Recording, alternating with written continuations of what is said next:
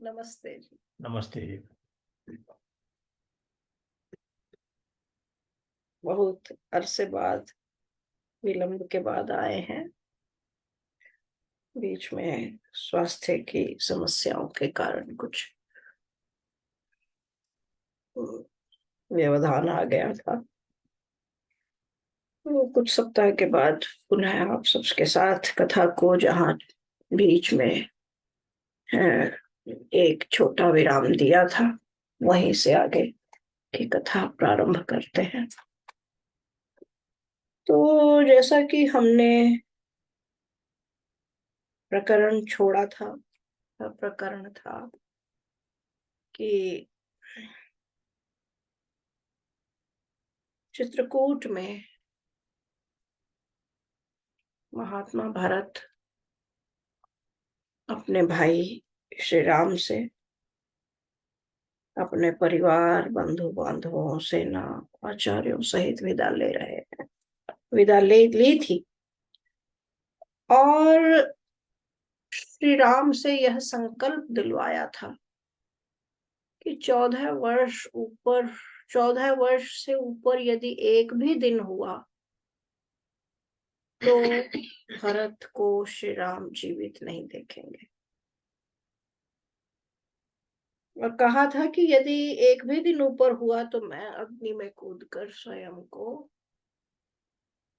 भस्म कर दूंगा। और श्री राम ने यह वचन दिया था कि ठीक उसी दिन 14 वर्ष पूर्ण होते ही बिना विलंब किए वे अयोध्या वापस आ जाएंगे परिवार के पास। और उन्होंने उन्हें गले लगाया, विदा दी। और श्री राम ने भरत से एक संकल्प दिलवाया। वह संकल्प था कि भरत, तुम माता कैकेयी पर कभी रुष्ट मत होना, क्रोध मत करना, उन्हें दुख मत देना। और अपनी और सीता जी की शपथ दिलवाई भरत को। और इस प्रकार दोनों जो भाई हैं, चारों भाई कहना चाहिए, मिले एक दूसरे से, सबसे विदा ली परिवार से और अलग हो गए। अब आगे की कथा।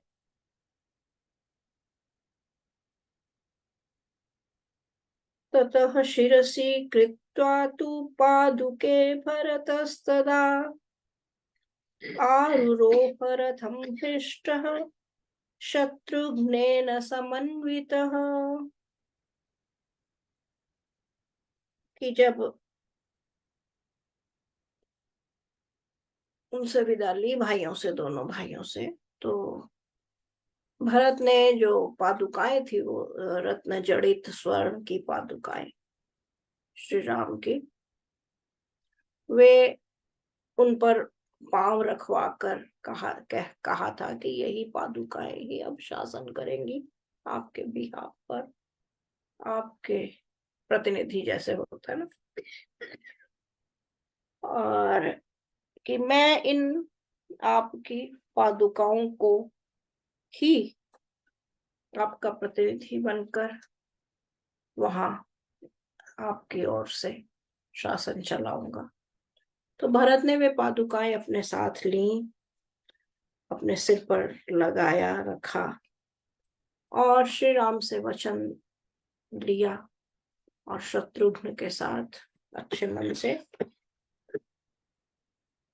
वहां से विदा हुए, लौट आए इधर अपना जहां रथ खड़ा था और लौटने के लिए तत्पर होते हैं। वसिष्ठो वामदेवश्च जाबालिश्च दृढ़व्रतः अग्रतः प्रययुः सर्वे मंत्रिणो मंत्र पूजितः। तीन आचार्यों के मुख्य नाम आए हैं और फिर इसके अतिरिक्त मंत्रीगण हैं बहुत सारे। तीन आचार्य हैं, आचार्य वशिष्ठ, आचार्य वामदेव और आचार्य जाबाली। तो कहा है कि इन तीनों मंत्रियों को, इन तीनों आचार्यों को सबसे आगे कर। ये जो पूरी सेना थी उसके संरक्षण में उसके साथ, मंत्रियों के साथ पूरा दल जो था वह लौटने लगा। आचार्य आगे आगे चल रहे हैं और पीछे पीछे अन्य सभी। स्निग्ध गंभीर घोषेण स्यन्दनेनोपयान प्रभुः अयोध्यां भरतः क्षिप्रं प्रविवेश महायशः। और फिर यह पूरी यात्रा कर सारा दल, सभी लोग वापिस अयोध्या पहुंच गए। कह रहे हैं यात्रा, क्योंकि वन है और बड़ा जो कर्मचारी थे उन्होंने पूरे मार्ग को बड़ा अच्छा कर दिया था। यात्रा उनकी ठीक अच्छी रही और रथों की और कोलाहल हो, रथों की ध्वनियां होती रही। आप जानते हैं जैसे बैलगाड़ी भी एक जाती है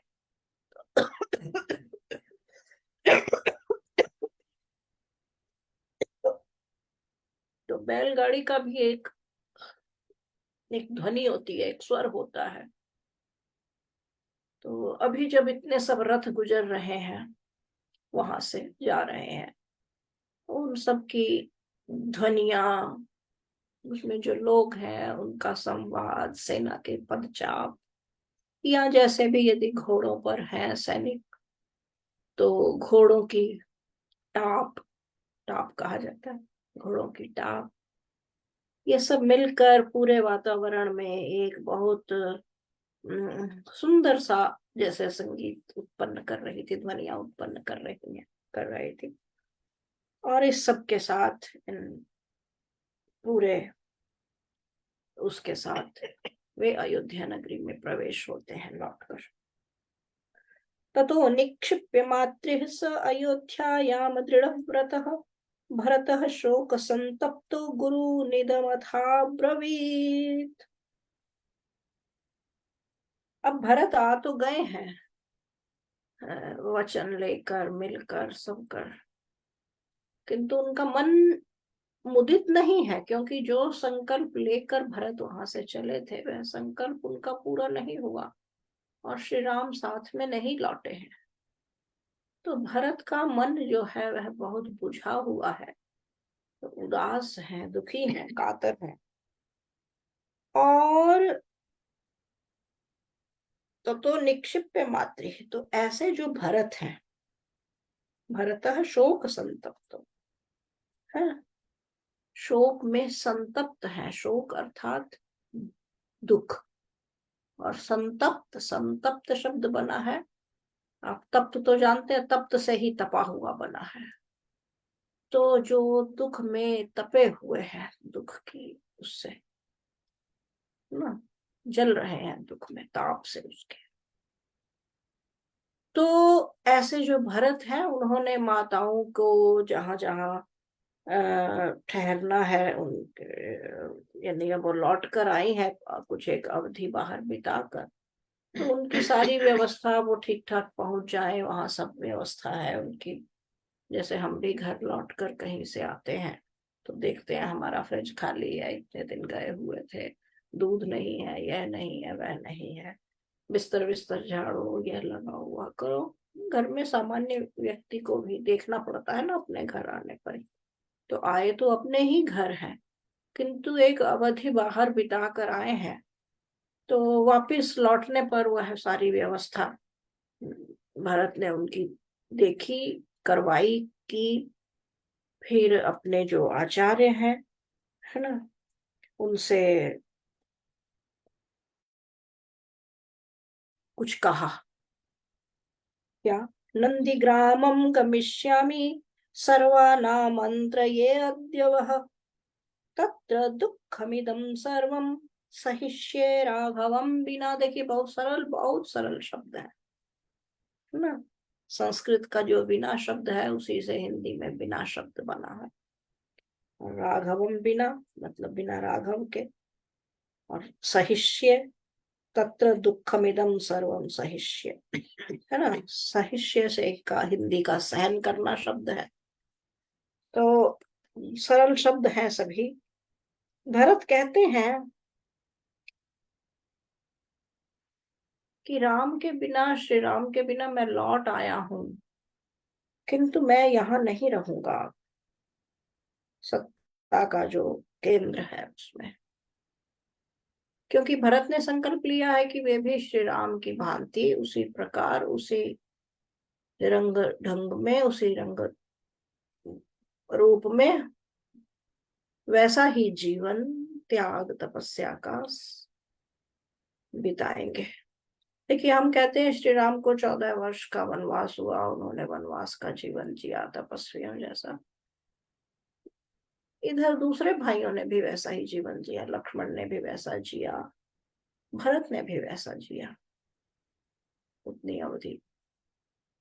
तो अभी शत्रुघ्न के विषय में भी पता लगेगा आगे। तो भरत कहते हैं कि मैं अब जा रहा हूं नंदीग्राम। नंदीग्राम कोई वैसा स्थान था अयोध्या के पास पास, जहां वे पूरे समाज से और सारी सत्ता से और इस सब से कटकर शांतिपूर्ण कुटिया बनाकर तपस्वी वाला जीवन व्यतीत करना चाहते थे, कर सकते थे। और उन्होंने कहा कि मैं नंदीग्राम जा रहा हूं और वहीं रहकर मैं अपने भाइयों के इस वियोग के दुख को सहन करूंगा, है ना। तत्र दुखम इदम सर्वम सहिष्य, कि मैं सारा दुख, यह जो सारा दुख है, मैं इसे नंदीग्राम में रहकर ही सहन करूंगा। क्या? राघवम बिना, राघव केवल श्री राम के लिए नहीं है, लक्ष्मण भी राघव है, रघु जो भी रघुकुल का है वह राघव है। तो मैं कहते हैं कि मैं राघव के बिना, अर्थात अपने परिजनों के बिना, श्री राम, सीता जी और लक्ष्मण तीनों ही दूर हैं, और भरत को उनका वियोग सहना है, उसी की बात हो रही है। एतत् श्रुत्वा शुभम वाक्यम भरतस्य महात्मनः अब्रुवन् मंत्रिणः सर्वे वसिष्ठश्च पुरोहितः। एतत् यानी यह, श्रुत्वा शुभम वाक्यम, इन शुभ वचनों को सुनकर। किसके शुभ वचन है? भरतस्य महात्मनः, महात्मा भरत के।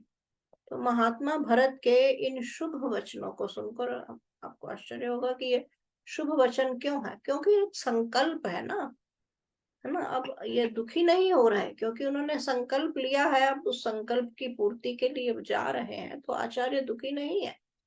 आचार्यों ने उनके इस शुभ संकल्प में सहमति ही जताई, है ना। एतत् श्रुत्वा शुभम वाक्यम भरतस्य महात्मनः अब्रुवन् मंत्रिणः सर्वे वसिष्ठ च पुरोहितः। तो उन्होंने कहा सब वशिष्ठ आदि जो पुरोहित, देखिए आजकल पुरोहित शब्द का हमारे संस्कृत के जितने भी शब्द हैं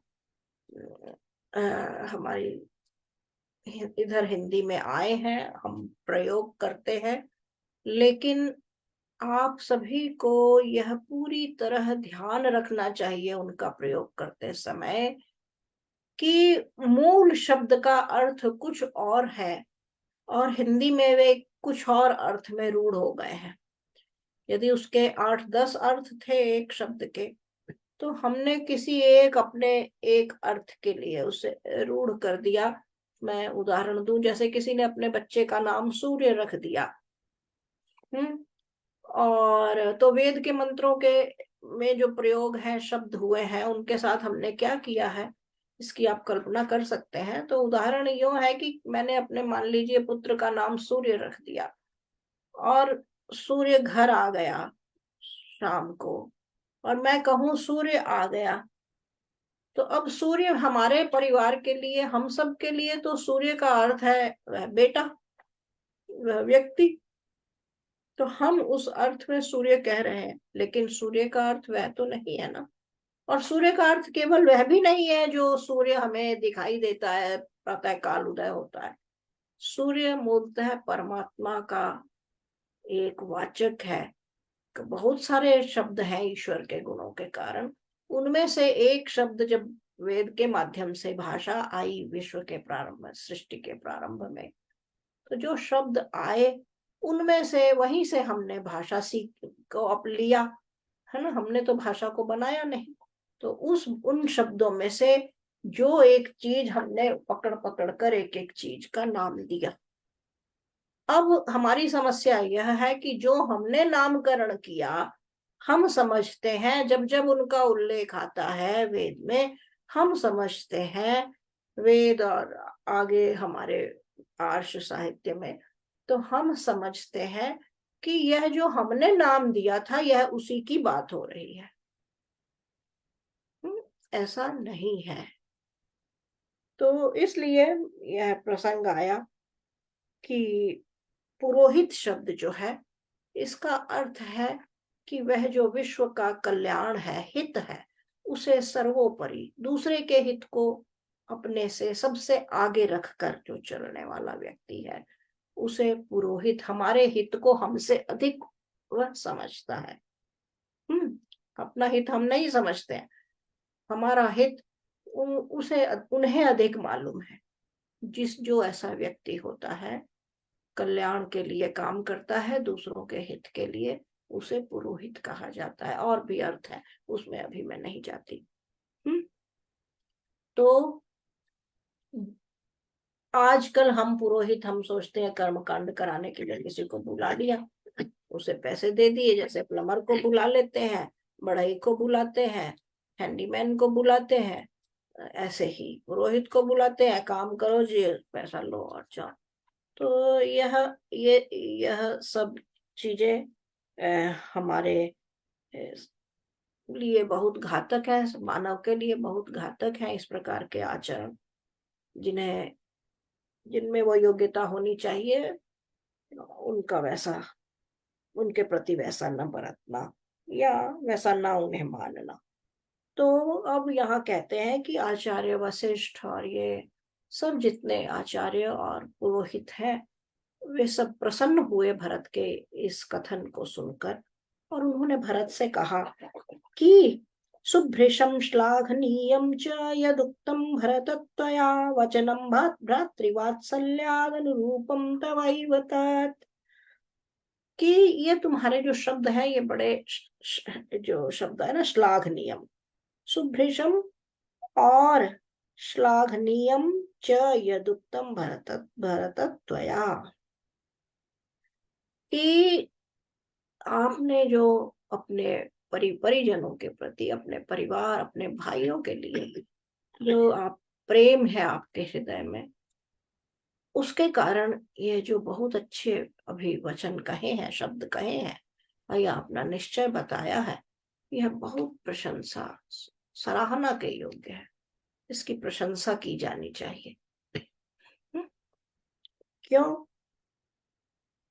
कहते हैं वचनम भ्रातृवात्सल्यादनुरूपम तवैव तत्? क्योंकि ये आप ही ऐसी बात कह सकते हैं, ये आपके ही भाई के प्रेम में, है ना, जो भ्रातृवात्सल्य आपके मन में है, ये उसी के अनुरूप है, इसलिए आप ही ऐसी बात कह सकते हैं।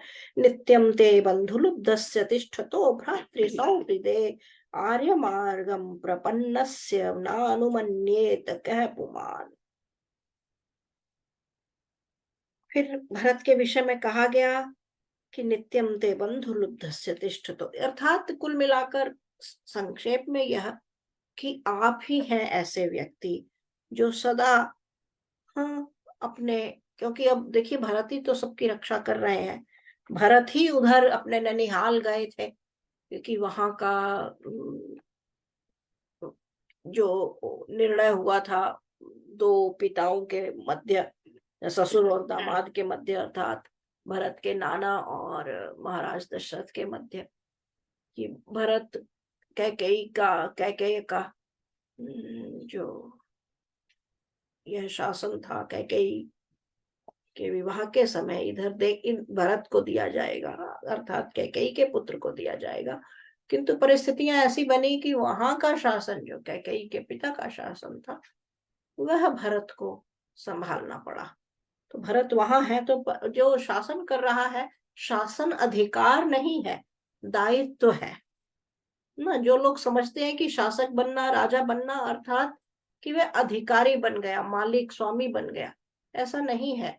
जो शासक बना है अर्थात वह पूरे समाज का, जैसे जॉब मिलती है, जॉब मिलना कोई अधिकार नहीं है, वह कर्तव्य है कि आप उस पर बैठकर अब इस कर्तव्य का पालन करेंगे। तो जो शासन पर जिसे बिठाया जाता है, जिसे सत्ता सौंपी जाती है, चुना जाता है, या जिसका राज्याभिषेक किया जाता है, उस पर पूरे उस राष्ट्र का, समाज का पूरा दायित्व होता है। तो उन्होंने कहा कि आप अपने सारे इस परिवारों का की रक्षा करने में सदा तत्पर रहते हैं, है ना। और भ्रातृ सौहृद, भाइयों भाइयों भाइयों का जो परस्पर प्रेम है, उसके लिए सदा यत्नशील रहते हैं, उसमें लगे हुए हैं आप, आपका मन उसमें रमा हुआ है।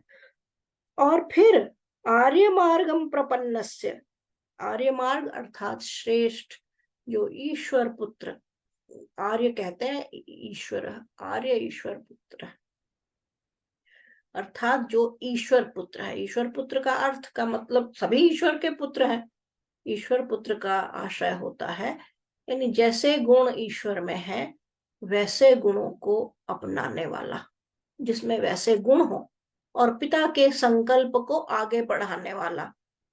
हाँ, तो अर्थात ईश्वर है तो ईश्वर ने यह सृष्टि का विधान किया है, तो जैसा ईश्वर इस सृष्टि के नियमानुसार चलाना चाहता है, मनुष्य जब उसी रूप में चलाए, उसी रूप में आचरण करे, वही आर्य है। बाकी आर्य नाम रख लेने से या किसी आर्य नामक संस्था में रजिस्टर्ड होने से इसका कोई संबंध नहीं है। तो आर्य मार्गम का अर्थ है कि उस श्रेष्ठ, उस ईश्वर द्वारा निर्दिष्ट मार्ग पर चलने वाला। और फिर क्या है, कहते हैं प्रपन्न से नानुमन्येत कह पुमान, ऐसे व्यक्ति की बात को कौन नहीं मानेगा, सब स्वीकार करेंगे। आचार्य जी, last time we had discussed the end of the meeting that was covered in several episodes that took place at the hilltop of Chitrakoot, where Sri Ram was camping in the early phase of his forest exile of 14 years. And Bharat, having returned from his maternal grandfather's place, namely Kakai estate, as he returned from Ayodhya, he learned that his brother has gone for the forest exile. And then he, along with the laws and to his, all the rishis, ministers, the three mothers, and the public at large, they came to see Ram at the hilltop of Chitrakoot. And there was a lot of discussion.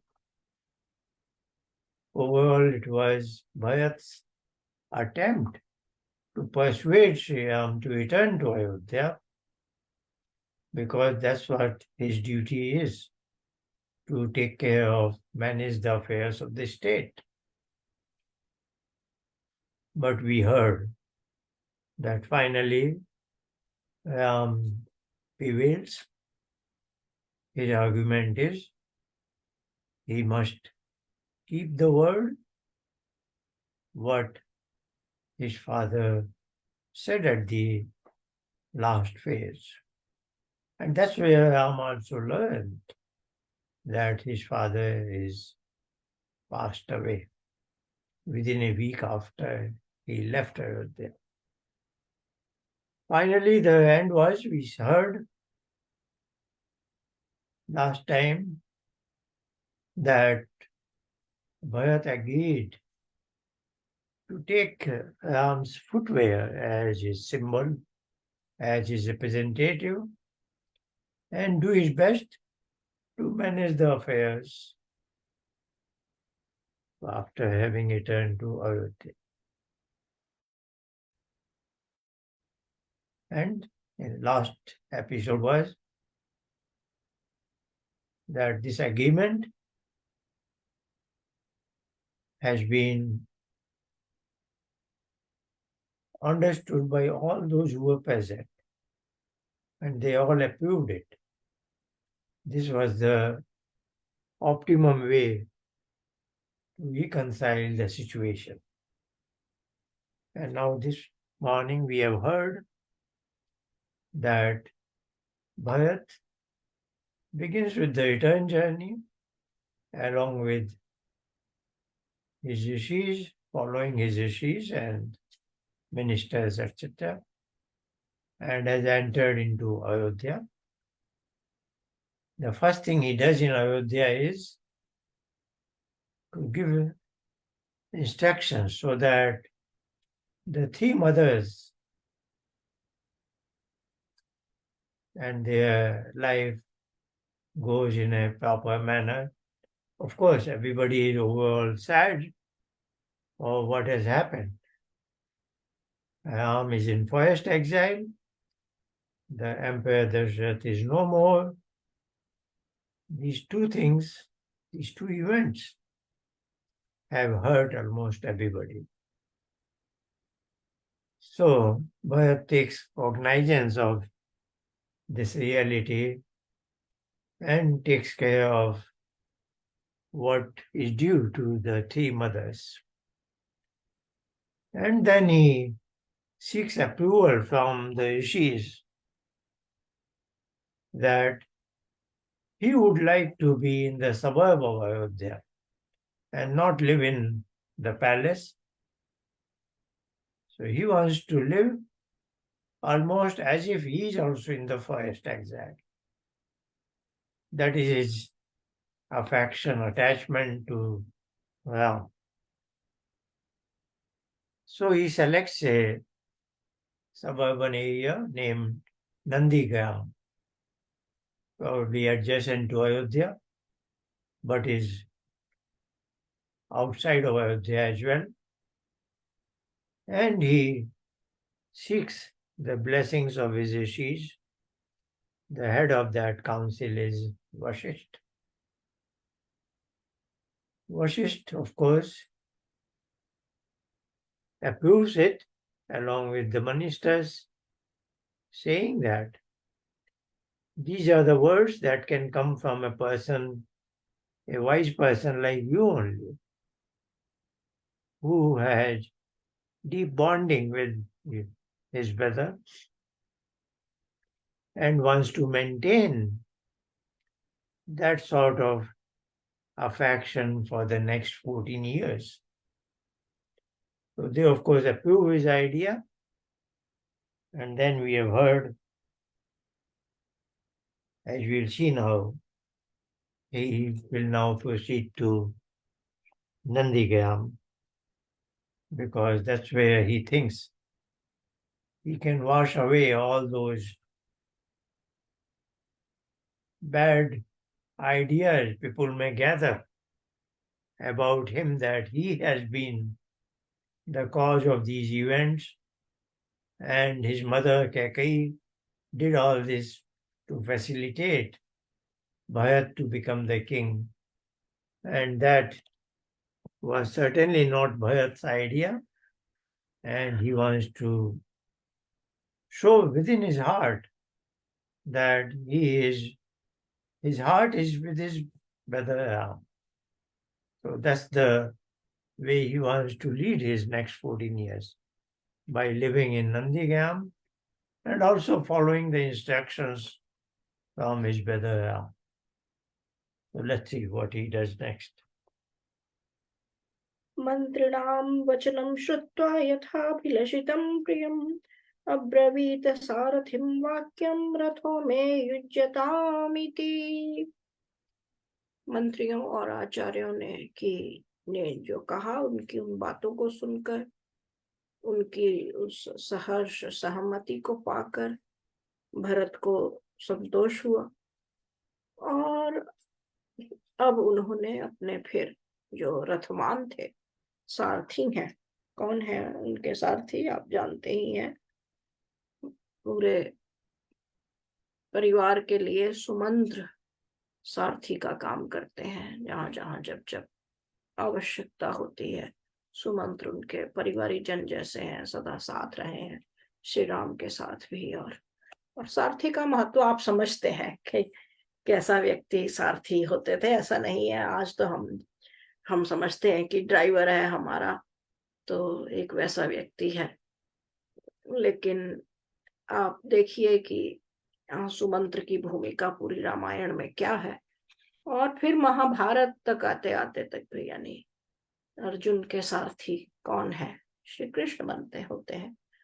तो सारथी वैसा व्यक्ति होता है जो आपके विचारों, आपके हृदय के निकट हो, आपको मार्गदर्शन दे सके, आपको भी सलाह दे सके, जिसके साथ आप सब चीज बांट सकते हैं, जो बहुत आत्मीय होता है।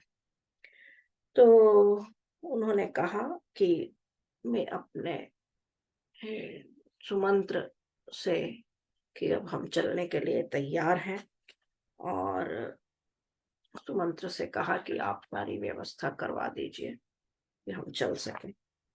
प्रहृष्टवदनः सर्वा मातृः समभिवाद्य सह आरुरोह रथम श्रीमान शत्रुघ्नेन समन्वितः। देखिए शत्रुघ्न का प्रसंग आ गया कि जब प्रहृष्ट वदन कहते हैं मुखड़े को, तो ऐसे पूरे उनका चेहरा प्रसन्न है, मुखमंडल प्रसन्न है, यानी अच्छे प्रसन्न चेहरे से, ऐसे नहीं है दुखी है, उदास है, रो रहे हैं ना। उन्होंने सबने सर्वा मातृ समभिवाद्य सह, वह भरत जो है उन्होंने अपनी सारी माताओं से को प्रणाम कहा, विदा ली, और आरुरोह रथम, रथ पर आकर बैठ गए। कैसे? श्रीमान शत्रुघ्न समन्वित है, समन्वित कहते हैं साथ उनसे संयुक्त होकर, जुड़कर। शत्रुघ्न, अपने छोटे भाई शत्रुघ्न, श्रीमान शत्रुघ्न कहा ना। ऐसा नहीं है कि क्योंकि कई लोग, हम लोग दिखाते हैं रामलीलाएं आदि जो देखी हुई है, हम समझते हैं कि शत्रुघ्न कोई बहुत छोटा बच्चा है। ऐसा नहीं है, सभी भाई लगभग समान आयु के हैं। तो जुड़वा बच्चे भी हो तो जो पहले आता है हम कहते हैं वह बड़ा है, चाहे 1-2 मिनट भी बड़ा हो। इसलिए उस क्रम में श्री राम, भरत, लक्ष्मण और शत्रुघ्न आते हैं, ये 4 भाई, अन्यथा सभी की आयु बराबर है। तो शत्रुघ्न के लिए कहा, शत्रुघ्न को साथ लिया, उनके सहित भरत जो है उस रथ में बैठ जाते हैं। आरुह्य च रथम शीघ्रम शत्रुघ्न भरत उभौ ययतुः परम प्रीतौ वृत्तौ मंत्री पुरोहितै। अब सब चीज द्विवचन में आ रही है दोनों के लिए, सब जो भी शब्द, जो भी बात, जो भी कुछ है वह दोनों के लिए लागू हो रहा है, दोनों के विषय में कहा जा रहा है। तो आया कि आरुह्य च रथम शीघ्रम भद्र, यानी दोनों भाई जो हैं वे शीघ्रता से रथ पर चढ़ गए। और ययतु परम प्रीतो वृत्तो मंत्री पुरोहित, मंत्री और पुरोहित ये भी उनके साथ गए हैं अब। और इन सबको साथ लेकर दोनों भाई बहुत प्रेम पूर्वक, है ना, और अच्छे मन से, प्रसन्न मुख होकर वहां से विदा हो लेते हैं, चल पड़ते हैं। अग्रतो गुरुवस्तत्र वसिष्ठ प्रमुखा द्विजः प्रययुः प्राङ्मुखः सर्वे नंदीग्रामो यतोऽभवत्। ये क्या कहते हैं कि जो भी उनके गुरु थे वे सब उनके साथ हैं और उन्हें उन्होंने अपने से आगे रखा है। क्योंकि हमने सदा देखा कि अभी जब चित्रकूट भी गए तो आगे आगे आचार्य चलते हैं। जब श्री राम के विवाह के लिए गए, महाराज दशरथ पूरी, जिसे बोलचाल में हम बारात कहते हैं, बारात शब्द बना है वर यात्रा से, है ना। तो वह सारी जो वर पक्ष था जब सीता जी के यहाँ जा रहा था तो तब भी आचार्य इत्यादि साथ थे, आचार्य और मंत्री, और ये सब आगे आगे चल रहे हैं, आगे आगे इन्हें सबसे आगे किया जाता है। महाराज जनक से मिलना है तब भी पहले आचार्य जाते हैं, वे मिलते हैं। इन्हें सदा अपने से अधिक मान देते हैं, उनकी भूमिका अधिक होती है और उन्हें सदा आगे रखा जाता है। तो इसी प्रकार भरत का और शत्रुघ्न का अब जब नंदीग्राम में प्रस्थान हो रहा है तो सभी आचार्य और गुरु आगे आगे हैं, उनके रथ और उनके पीछे पीछे ये चलते हैं। और यहाँ एक संकेत दिया है महर्षि वाल्मीकि ने, दिशा बताई है, नंदीग्राम किधर है, प्रांगमुखा,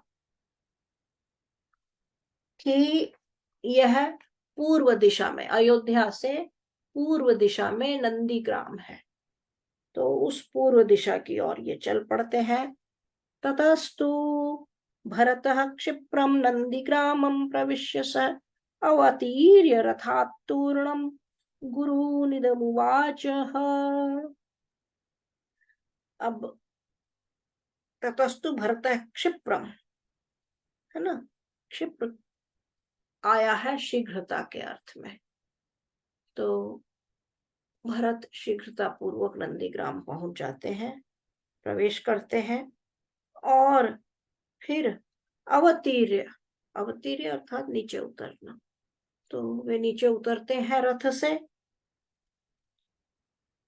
और गुरून इदम उवाच, वे अपने गुरुओं से यह कहते हैं, उन्होंने यह कहा, एतद्राज्यं मम भ्रात्रा दत्तं सन्न्यासवत् स्वयं योगक्षेम वहे क्षेमे पादुके हेम भूषिते।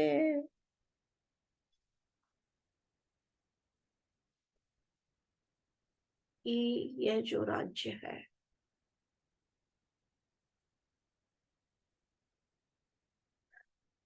ये पूरा राज्य, सत्ता, शासन, चक्रवर्ती, साम्राज्य, राज्य कहने से क्या हो गया है कि राज्य शब्द, जैसा मैंने कहा, हमारे शब्द अपना अर्थ खो चुके हैं। राज्य कहने से हम जैसे भारत में कंट्री समझते हैं, देश, और स्टेट समझते हैं राज्य, जबकि जो अंग्रेजी जानते हैं, जैसे जब स्टेट कहा जाता है तो उसका अर्थ होता है पूरी सत्ता। तो हम स्टेट का अर्थ वैसा लगाते हैं, जो राज्य है, छोटे हरियाणा, पंजाब, उत्तर प्रदेश, ये मुक्का मुक्का मुक्का मुक्का। और यहाँ भी हम ऐसा समझते हैं जो अमेरिका में बैठे हैं कि ये 4 स्टेट, कि ये लगभग 50 स्टेट्स है, ये टेक्सास, न्यूयॉर्क, न्यू जर्सी, ये और ये हम स्टेट समझते हैं, वो टुकड़े उस तरह के जो, और उसी अर्थ में हम राज्य का अर्थ लेते हैं। लेकिन राज्य शब्द आप देखिए, साम्राज्य है ना, साम्राज्य में राज्य शब्द है। साम्राज्य का अर्थ है, जब हम साम्राज्य कहें तब हमें लगता है अच्छा अच्छा पूरा, पूरी सत्ता, पूरा शासन। तो इसका भौगोलिक अर्थ वैसा नहीं है जैसा कि हम राज्य के अर्थ में लेते हैं। इसका अर्थ है सत्ता पूरी। तो उन्होंने कहा कि यह जो पूरा का पूरा साम्राज्य है, मेरे भाई श्री राम ने मुझे दायित्व के रूप में सौंपा है और कहा दायित्व अर्थात जिसे न्यास ना, एतत् राज्यम मम भ्रात्रा दत्तम संन्यासवत स्वयं है। हम संन्यास, यहाँ संन्यास नहीं है जिसे हम संन्यास समझते हैं, तो इसलिए मैं कुछ शब्दों को साथ साथ बताती चलती हूँ कि इस बहाने कोई यदि मान लीजिए कभी कोई पुस्तक हाथ में लेकर संस्कृत की या अपना कोई भी जिसे हम वैदिक वाङ्मय कहते हैं, भारतीय वाङ्मय, उसकी पुस्तक आप हाथ में लेकर पढ़ें तो आप ऐसा नहीं समझें कि इस शब्द संन्यास का तो मुझे अर्थ पता है, राज्य का तो पता है, पुरोहित पता है, तो जो अर्थ मुझे पता है यह पुस्तक भी उसी अर्थ की बात कर रही है। क्योंकि यदि आप ऐसा करेंगे तो बहुत गलती करेंगे। कि संस्कृत ऐसे पढ़कर ऐसे भाषा वैदिक वाङ्मय की भाषा को नहीं समझा जा सकता। बहुत ध्यान रखना पड़ता है कि लेखक ने किस अर्थ, एक शब्द के 50 अर्थ है, तो लेखक ने किस अर्थ में यह बात कही है। तो कहते हैं कि न्यास, जिसे आजकल हम न्यास अर्थ करते हैं हिंदी में ट्रस्ट के लिए, है ना। और ट्रस्ट भी एक संगठन, एक ग्रुप ऑफ पीपल, ऐसे ऐसे उसका संविधान, बहुत गड़बड़ियां है हमारे शब्दों के साथ। तो यहाँ ऐसा है न्यास, यानी यह असली चीज उनकी है, मैं देख रेख के लिए इसका संरक्षक बनाऊं, मैं इसका अधिकारी नहीं हूं, मैं इसका स्वामी नहीं हूं, मुझे केवल इसको, इसकी देखभाल करनी है। तो उन्होंने कहा कि यह श्री राम ने मुझे एक न्यास के रूप में सौंपा है और मुझ पर दायित्व है कि मैं इसको उनकी इस धरोहर का अच्छी तरह से पालन पोषण करूं। और ये जो सोने की रत्न जटित जो पादुकाएं लाए हैं श्री राम की भरत, उन्होंने कहा मूलतः योगक्षेम में, उसकी अभी व्याख्या में नहीं जा रही ना, योगक्षेम वहेचे में, कि ये पादुकाएं ही, ये सारा जो इस चक्रवर्ती साम्राज्य है उसकी सारी की सारी जो प्रजा है उनके योगक्षेम को सुनिश्चित करेगी, देखेगी और दायित्व निभाएगी, उसका पालन करेंगी, पालन करवाएंगी। भरतः शिरसा, आचार्य जी मैं ये सारा पूरा कर दूंगी। भरतः शिरसा कृत्वा संन्यासं पादुके ततः अब्रवीत दुख संतप्तः सर्व प्रकृति मंडलम। और फिर वे अपने पुनः उन पादुकाओं को अपने सिर से लगाते हैं, है ना, और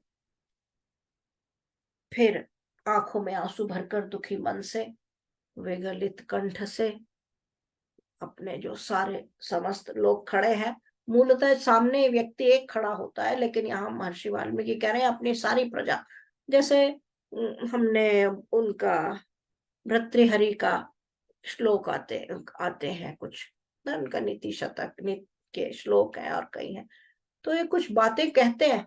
ऐसा नहीं है कि वे एक व्यक्ति पर जो सामने खड़ा है, वह मूलतः ऐसे हैं कि घोषणा करते हैं सारी प्रजा के लिए। तो इसी प्रकार भरत यहाँ सारी प्रजा को एक बात कह रहे हैं, लेकिन सामने तो बहुत कुछ एक लोग ही खड़े हैं। तो उन्होंने यहाँ महर्षि वाल्मीकि स्पष्ट कर देते हैं कि यह बात उन्होंने अपनी सारी प्रजा से कही है। बहुत दुखी हैं, सिर पर अपने पादुकाएं रखी हुई हैं और कहते हैं कि राम, मेरे भाई राम ने मुझे भ्रात्रा ही मई संन्यासो निक्षिप्त सौहृदादयम तमिमं पालयिष्यामि राघवागमन प्रति, कि यह मेरे भाई श्री राम ने अपनी पादुकाएं मुझे सौंपी हैं दायित्व के रूप में, प्रेम के सहित, और यह सारा साम्राज्य उनकी धरोहर है, ये पादुकाएं भी उनकी धरोहर है, और मैं जब तक वे लौट कर नहीं आते हैं मैं तब तक न्याय पूर्वक आप सबकी सेवा करूंगा, इस पूरी उनकी धरोहर को सुरक्षित रखूंगा।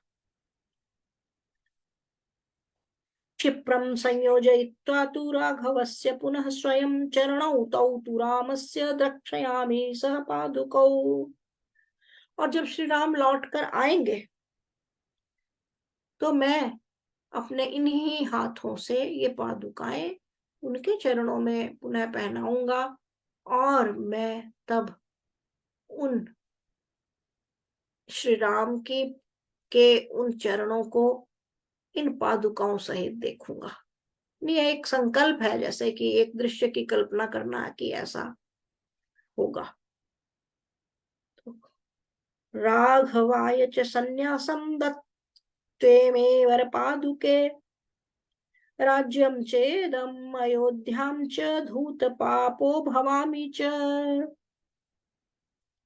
और फिर कहा कि जब मैं उनके उन चरणों के दर्शन कर लूंगा तो एक प्रकार से जैसे मैं यह सारा राज्य उन्हें वापस सौंप दूंगा, जिसका दायित्व उन्होंने पालन पोषण का मुझ पर छोड़ा है, व्यवस्था संभालने का सारा काम, उनकी धरोहर की साज संभाल का काम, देख रेख का काम, मैं यह सारा उन्हें वापस सौंपूंगा।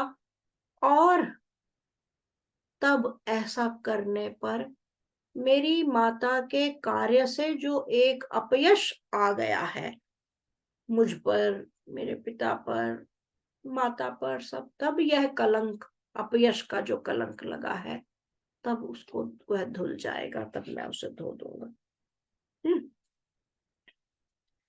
एव तु विलपन् दीनो भरतः स महायशः नंदीग्रामे करोद्राज्यं दुःखितो मंत्रिभिः सह।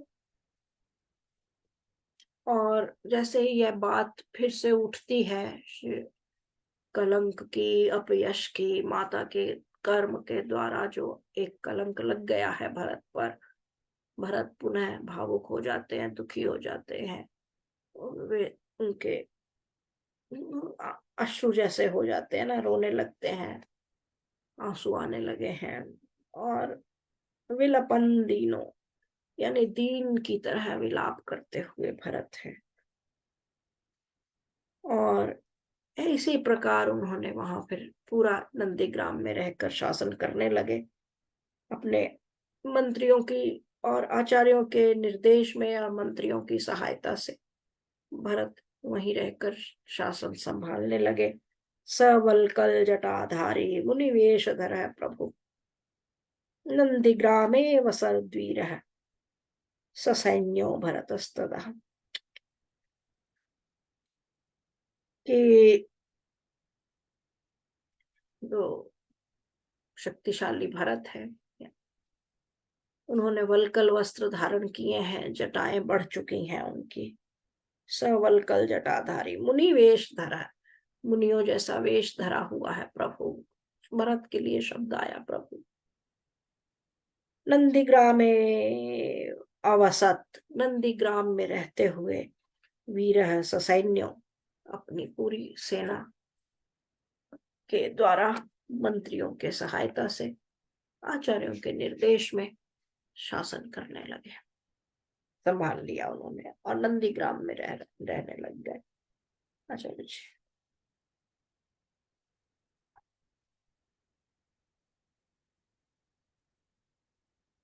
As he took the approval from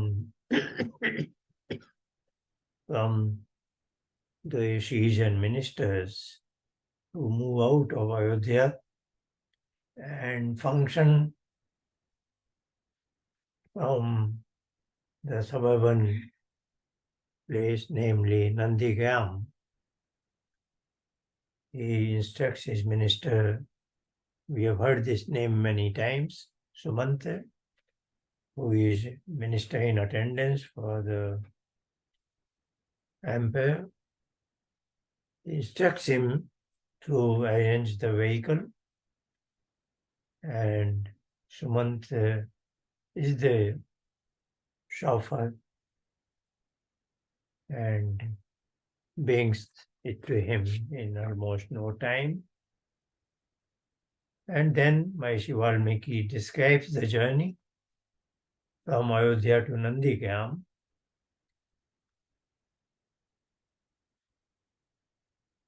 Bharat proceeding following the rishis and ministers, and then very not in much later in time, they are in Nandigram, and that's where he addresses all the people assembled and wants to convey his resolve that although Bharat is managing the affairs, it will be on behalf of his brother Sri Ram. And then he mentions that that sort of arrangement will be by that decorated footwear on which Sri Ram had placed his feet. So he is putting them on his head and places them on the highest seat as if they represent his brother Ram, who is actually the head of the state, but Bharat is merely managing on his behalf. So this arrangement is called as trusteeship. The original word Maharishi Valmiki has used is sannyas. So the nyas is the word with the prefix sam. The prefix sam meaning it is something done in a proper manner. So that sannyas means Bharat is now merely an administrator. What his coming instructions are coming from Sri Ram. So that is the way Bharat explains to the people, the public at large, that although his brother Ram is in forest exile, I consider him as the head of the state, and I am merely following his instructions that he gave me when I was in Chitrakoot. So that is what he tells to the public at large and informs them that, of course, the day Sri Ram returns to Ayodhya, he will be occupying the seat instead of his footwear. And he expresses his hope that in such an arrangement will wash away any infame, any bad name that had come to him from his mother's boons that she asked his father to follow. So that sort of a arrangement is now accepted by all, including Sri Ram, his brother Bharat, the rishis and ministers, and public at large. So next week we will see. And one more important thing that we did mention slightly earlier, that of course he's not living in his palace. He's living in the outskirts of the Ayodhya, as if he is living in a forest area. And his lifestyle is also same. He is not putting on princely attire. He is just the way Sri Ram is lifestyle, although he is managing the state affairs. So this is what we have seen in this section. Now next week we will move forward from here. आज का प्रकरण यही समाप्त करते हैं। अब अगले सप्ताह वहाँ श्री राम के साथ कुछ समस्या खड़ी होती है और वे कुछ नोटिस करते हैं। ये सब चीजें क्या है, अगले सप्ताह मिलेंगे और इसी समय इसी जूम लिंक पर और फेसबुक लाइव पर भी आप जुड़े रहिए, आते रहिए। अपना ध्यान रखिए। कथा का सूत्र यहीं से पकड़ेंगे फिर पुनः निरंतर प्रति सप्ताह। आप तब तक अपना और अपनों का ध्यान रखिए। नमस्ते।